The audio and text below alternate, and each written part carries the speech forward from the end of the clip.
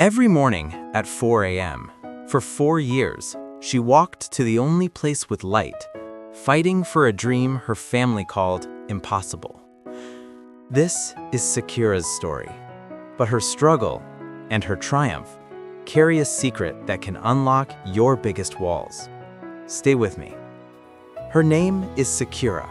She grew up in a small mountain village in Tohoku, northern Japan. Snow half the year. One convenience store, one high school with 40 students. Life moves slowly.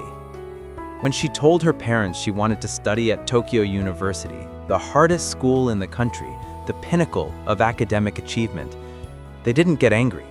They didn't scold her. There was no argument. They just looked sad. A quiet, heavy sadness. "Sakura-chan," her mother whispered, her voice full of an old pain. "We can't afford cram school. We can't afford the tutors. You'll kill yourself trying." It wasn't a warning. It was a perceived fact. Her teachers, the ones she trusted, the adults in her life who should have inspired her, just smiled politely. That painful, practiced, polite smile. They all said the same thing everyone says in those villages. Generations of wisdom passed down. Todai is for rich Tokyo kids. Be realistic. Find a good local job. Settle. That was her line of salt. It wasn't a physical barrier. It was a dense, suffocating fog made of limitations. It was poured by money, by the vast physical distance to the city, and by centuries of tradition that said, "Know your place." It was a wall built by the collective low expectations of her entire world. For months, Sakura studied alone in her freezing room. No heat after 10 p.m. You could see her breath plume in front of her face as she reread textbooks. No money for the official reference books, the ones with the specific exam strategies. She made do with borrowed, outdated ones. The nearest free Wi-Fi was a daunting 40-minute bicycle ride to the closed community center, a cold, dark journey in itself. She failed practice tests after practice test. The scores were brutal, relentless, each one a fresh blow. One particularly bitter winter night, the results came back. She had scored in the bottom 2%. 2%. A statistical anomaly of failure. She felt the physical ache, a deep cold, not from the air, but from inside. She sat on the Engawa, the wooden porch, the dry snow falling silently around her, and cried so hard her breath froze in the air, a visible manifestation of her despair. She almost burned her notebooks that night, almost surrendered to the crushing weight of reality. Almost. But at 3:58 a.m., the very next morning, something shifted. Not a roar of defiance, but a quiet, almost imperceptible spark. A different kind of stubbornness woke up. She pulled on 3 layers of clothes, her thickest scarf, grabbed her rusty bicycle, and started riding through the pitch black.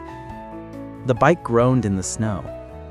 40 minutes, and -8 degrees, the freezing air biting at her exposed skin, to reach the desolate community center roof where the Wi-Fi signal barely reached. She sat on the cold concrete, phone clutched in her gloved hands, and opened a free Todai past paper PDF. One question. That's all she did that first morning. One single, solitary question. One question, before the sun rose, and the world woke up to tell her no again. The next day, 2 questions, then 3. It was painstakingly slow, glacial. 1 new kanji a day, 1 English sentence memorized while pedaling home in the dark. No one knew. Not her parents, not her friends, not a single soul. Just Sakura, and the snow, and the quiet, relentless, almost invisible stubbornness of 4 a.m. 4 years of frozen bicycle rides, 4 years of studying by the dim beam of a flashlight when the power went out, 4 years of failing, then failing better, of learning from each mistake, however small.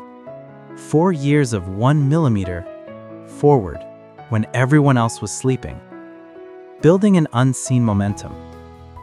And then in March, the envelope arrived. Thin, official, from Tokyo University. It felt impossibly light, yet carried the weight of her entire future. She opened it with shaking hands, her heart pounded. Passed. Full scholarship. Her mother, seeing the letter, simply crumpled to her knees, crying tears of pure, unadulterated joy. Her father, a man of few words, bowed so deeply his forehead touched the tatami mat, a gesture of profound respect. Sakura's wall was a dream she couldn't reach. It was external. But sometimes, the wall of salt isn't a future you can't get to. Sometimes, it's a past you can't get back. So here's the question I want you to sit with tonight. What is the Tokyo University in your life? The dream they poured salt over and told you to forget? Drop your answer in the comments. I read every single one. If these stories touched you, hit subscribe and the bell.